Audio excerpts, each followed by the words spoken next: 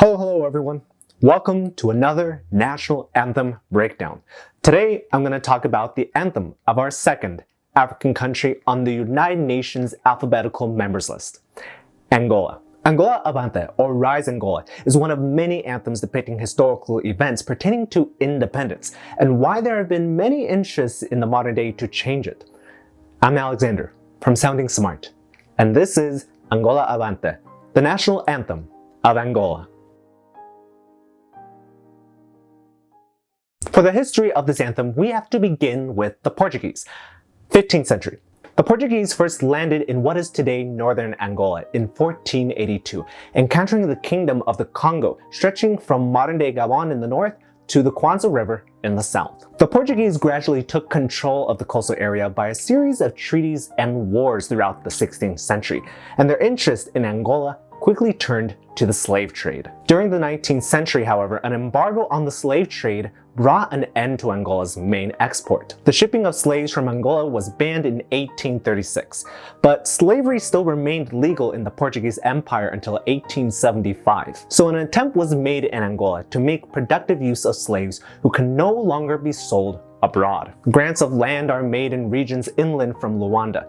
Plantations are established with coffee, cotton, and sugar as the main crops. But this is what led to continual outbreaks of warfare with local rulers of the Congo, Mbundu, and the Awambo peoples. Angola was a very unsettled region when the European scramble for Africa began in the 1880s. In the early years of the colony, there had been a continuation of the almost endemic warfare between the Portuguese and the various African rulers of the region. Thus, a systematic campaign of conquest was being undertaken, and one by one, the local kingdoms would be overwhelmed and abolished. By the 1920s, almost the whole of Angola was under control. There was no more slavery, but the plantations were worked on a system of forced African labor. In the 1950s and 1960s, three rival guerrilla groups formed to fight for Angolan independence. The first was the Movimento Popular de Libertação de Angola, or MPLA, founded in 1956 by members of the banned Portuguese Communist Party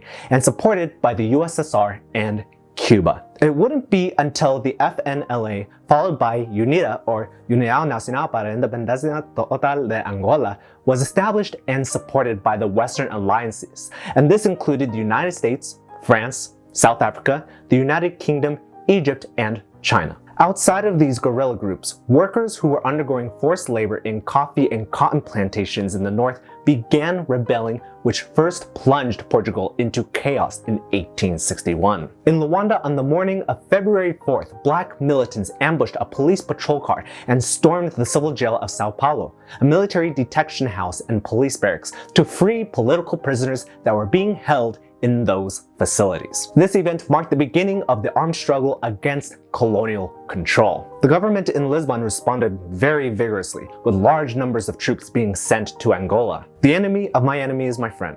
And throughout the 1960s and into the 1970s, the MPLA and Unida actively engaged in a campaign of violence against the colonial power. But they too were just as much active in fighting amongst themselves. The Civil War accompanied the anti-colonial war. In 1974, a coup took place in Portugal, bringing a sudden end to the country's long-established right-wing dictatorship. The change of regime had immediate consequences in Africa. The new government in Lisbon refused to hold up Portugal's collapsing and expensive empire. All the Portuguese colonies in Africa were rapidly granted their independence. Angola, in the middle of its civil war, would become independent in November of 1965. It was at this time a man by the name of Rui Alberto Vieira Dias Mingas would compose the music for the newly independent country. The lyrics would be written by Manuel Rui Alves Monteiro. The lyrics talk about honoring the past lives of oppressed peoples, and specifically the date of February 4th, 1961, which would eventually be the national holiday, Liberation Day. The MPLA, backed by Cuba and the Soviet Union, would eventually gain control of Angola after independence. Civil war ensued, and eventually the FNLA, supported by China and the United States of America, dissolved, leaving Unida with support from South Africa as the primary opposition to the ruling MPLA. Cuba sent in troops in 1975 in response to South African troops crossing the border at Namibia, and over the next 15 years, hundreds of thousands of Angolans lost their lives in the Civil War. In 1986, the United States backed Unida against the Marxist MPLA governing party,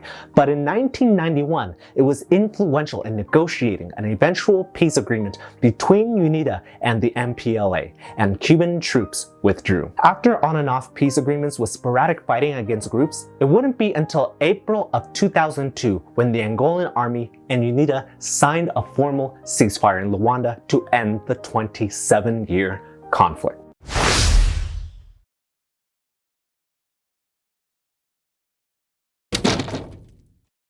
The song was officially designated as the country's national anthem in 1975, when the country gained independence on November 11th of that year. It is stated as Angola's anthem in its constitution, located in Title I, Article 18, Section 2, detailing that Angola Avante, along with the flag and insignia of the country, are to be described and adopted into the recent constitution from the first, second, and third annexes.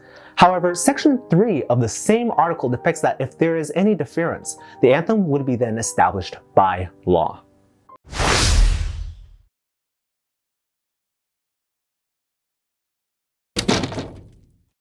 There aren't any laws regulating the protocol on what to do when this anthem is being performed.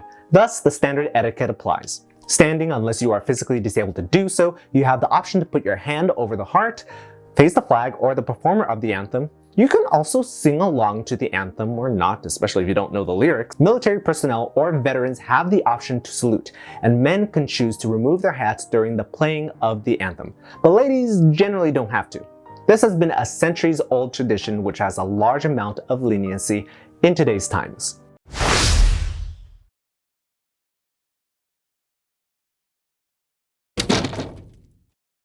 When you look at the sheet music for Angola Avante, it is in the key of C and is in an A-B format, with there being 3 melodic motifs.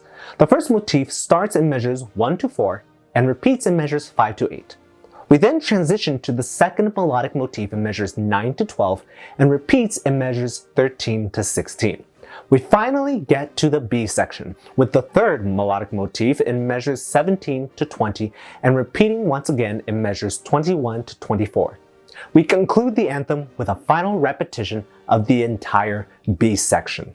Keep in mind there was an attempt to change the anthem, at the very least its lyrics, and was brought an attempt to do so in 2003 by Angola's Constitution Commission. The changes failed to bring up to fruition and the anthem still remains unchanged, despite Angola being no longer a one-party state and rendering the February 4th event as obsolete to changes. While I was doing research on renditions of Angola Avante, I was really excited to hear every single one. However, the more I looked, the more I was in need to look more. Don't get me wrong, there are those who have done an exceptional job at performing this anthem with pride. I just wish they would have been highlighted more. My cup runneth over with orchestral renditions of this anthem at our disposal via the internet, but yet I haven't found any quality choral works of Angola Avante. If you could, let me know in the comments down below, because this is a great anthem for a country who has risen amongst the ashes to be amongst the greatest states in the world. And believe me when I say, the world is watching. Here is Angola Avante, the national anthem of Angola.